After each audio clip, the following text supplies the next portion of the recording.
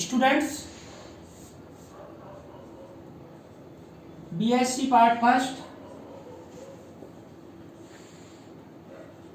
Physical chemistry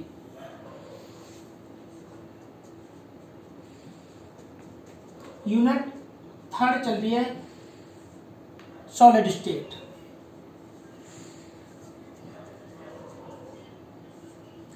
आज का जो हमारे पास में जो टॉपिक है लॉज ऑफ क्रिस्टलोग्राफी।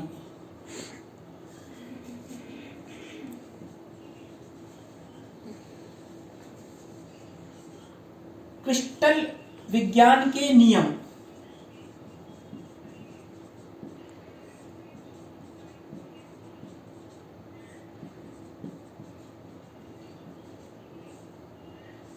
क्रिस्टल विज्ञान के नियम। क्रिस्टल विज्ञान विज्ञान की वह शाखा है जिसमें क्रिस्टलीय तथा क्रिस्टल तथा क्रिस्टलीय पदार्थों के गुणों, संरचना व ज्यामिति का अध्ययन किया जाता है।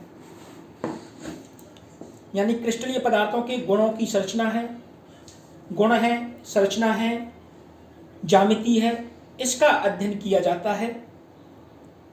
वो विज्ञान की शाखा क्रिस्टल विज्ञान कहलाती है।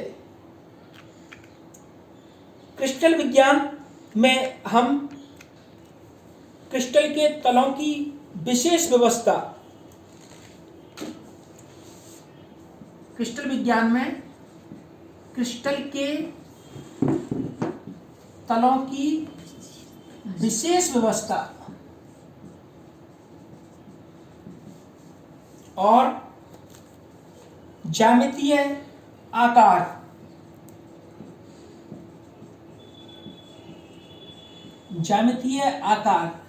का अध्ययन करते हैं। क्रिस्टल विज्ञान में हम क्रिस्टल में तलों की विशेष व्यवस्था एवं उनके ज्यामितीय आकार का अध्ययन करते हैं। क्रिस्टल विज्ञान मुख्य रूप से 3 नियमों पर आधारित है। क्रिस्टल विज्ञान मुख्य रूप से 3 नियमों पर आधारित है। यानी जो क्रिस्टल विज्ञान में जो महत्वपूर्ण नियम है, पहला नियम अंतराफलक कोण की स्थिरता का नियम। अंतराफलक कोण की स्थिरता का नियम। दूसरा है परिमेय घातांक का नियम और तीसरा है सममितता का नियम। सबसे पहले हम लेंगे अंतराफलक कोण की स्थिरता का नियम। The law of constant interfacial angle.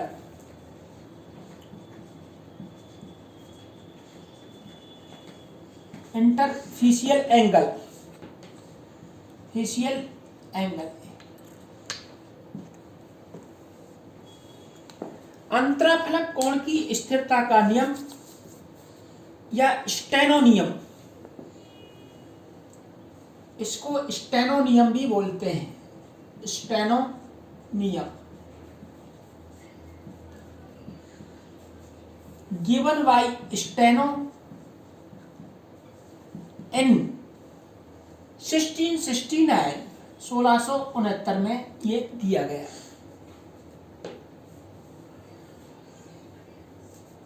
1669 में ये दिया गया।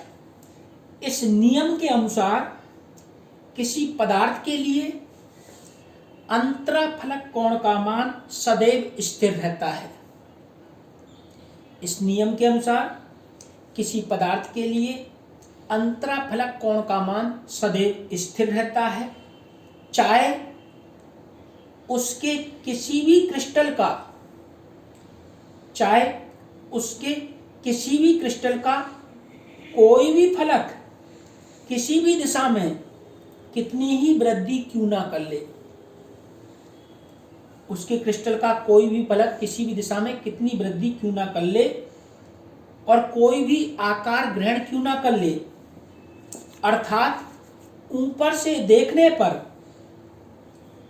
किसी पदार्थ के क्रिस्टलों का आकार भिन्न भिन्न प्रतीत होता है, परंतु उन सभी अलग अलग संरचना युक्त क्रिस्टलों के अंतराफलक कोण का मान स्थिर रहता है। सभी क्रिस्टलों के अंतराफलक कोण का मान स्थिर रहता है। क्या रहता है बच्चों? स्थिर रहता है। हम इसको एक एग्जाम्पल से समझ सकते हैं,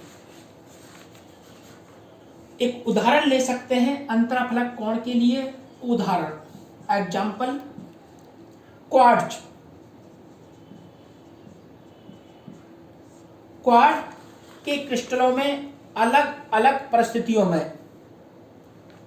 क्रिस्टलों की असामान्य वृद्धि के कारण अलग अलग आकृति के क्रिस्टल बन जाते हैं। क्वार्ट्ज के क्रिस्टलों में अलग अलग परिस्थितियों में क्रिस्टलों की असामान्य वृद्धि के कारण अलग अलग आकृति के क्रिस्टल बन जाते हैं। इन भिन्न आकृति वाले क्रिस्टलों में अंतराफलक कोण का मान स्थिर रहता है। अंतराफलक कोण का मान क्या रहता है बच्चों? स्थिर।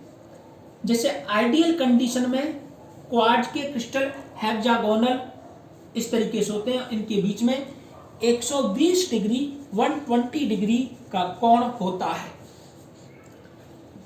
यह है आदर्श क्रिस्टल, आदर्श क्वार्ट्ज क्रिस्टल की सतह।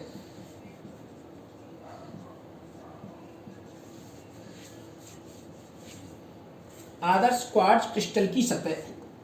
अगर हम इनकी आकृति को डिस्टर्ब कर दें,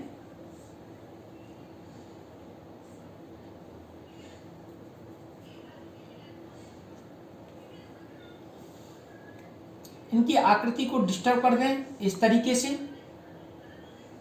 या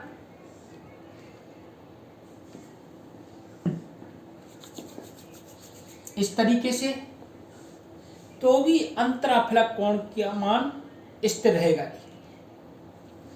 तो भी अंतराफलक कोण का मान स्थिर रहेगा।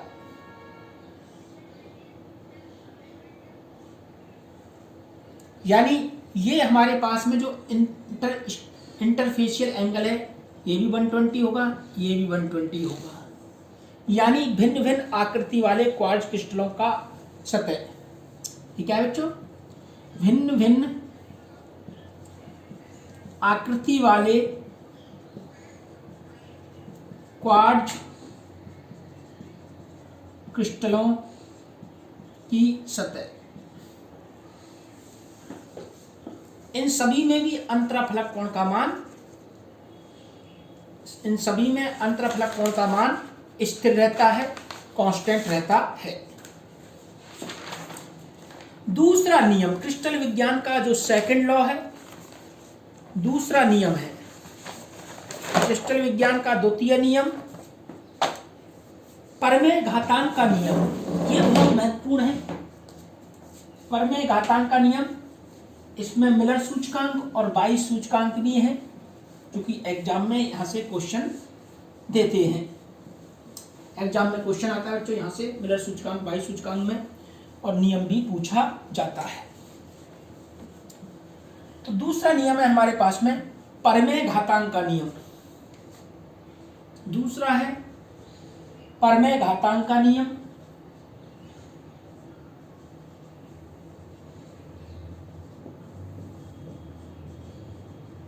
परमेय घातांक का नियम, the law of rational indices,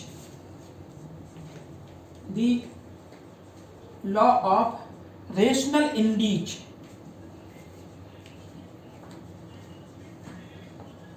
indices, the law of rational indices given by Haüy. किसने दिया था बच्चों? गिवन बाय हॉय या हॉय, HAUY, हॉय। इन 1784 1784 में दिया गया। इस नियम के अनुसार किसी क्रिस्टलीय अक्ष पर क्रिस्टल के किसी अक्ष या फलक पर काटे गए अंतःखंड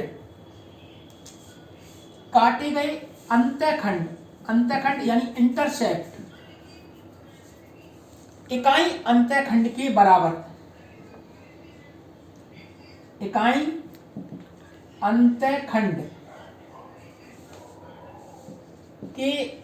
बराबर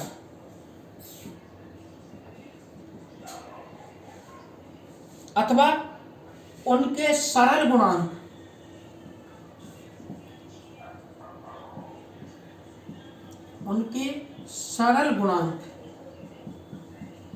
Na, N1A, N2B, N3C के रूप में होते हैं। N1, N2, N3 क्या है? पूर्णांक है। दोबारा सुने, इस नियम के अनुसार किसी क्रिस्टलीय अक्ष पर क्रिस्टल के किसी फलक या अक्ष पर काटे गए अंतःखंड इकाई अंतःखंड के बराबर अथवा उनके सरल गुणांक के रूप में होते हैं। जैसे ये हमारे पास में तीनों अक्ष हैं, ये x है, ये y है और ये z है। ये इसका सेंटर पॉइंट यानी मूल बिंदु है O। यहां से स्मॉल a दूरी पर, यहां से स्मॉल b दूरी पर, यहां से स्मॉल c दूरी पर अंतःखंड काटा जाता है। तो ये a पॉइंट है, अंतःखंड को मिला दिया जाए तो ये a पॉइंट, ये b पॉइंट, ये c पॉइंट दिए गए चित्र में OX, OY और OZ क्रिस्टलीय अक्ष को प्रदर्शित करती हैं। माना कि ABC एक इकाई तल है जिसके अंतःखंड ABC यानी small a, small b, small c हैं। इस नियम के अनुसार किसी अन्य फलक, हमने दूसरा फलक लिया बच्चों, ये वाला,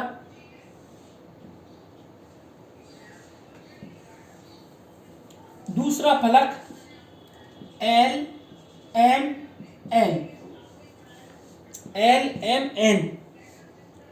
के अंतःखंड यानी बच्चों हमारे पास में ABC के अंतःखंड ABC है और LMN के अंतःखंड ABC के पूर्ण गुणांक N1A, N2B, N3C होंगे। N3C होंगे।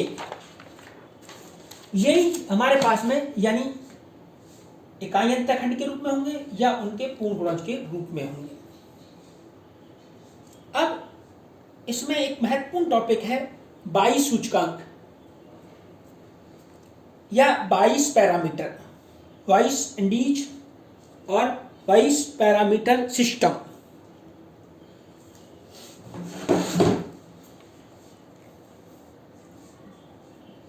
बाईस सूचकांक के बारे में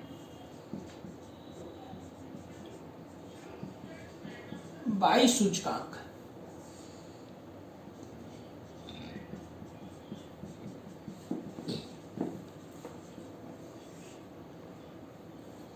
या 22 पैरामीटर भी बोलते हैं इसको, 22 पैरामीटर।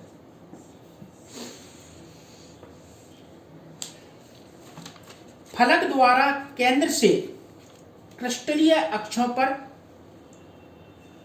फलक द्वारा केंद्र से क्रिस्टलीय अक्षों पर प्रतिच्छेदित दूरियों के अनुपात को क्रिस्टलीय फलक के 22 पैरामीटर कहते हैं। एक तरह से अक्षों का अनुपात या अंतःखंडों का अनुपात ही 22 पैरामीटर या 22 सूचकांक के रूप में जाना जाता है। क्रिस्टल फलक के 22 पैरामीटर कहते हैं।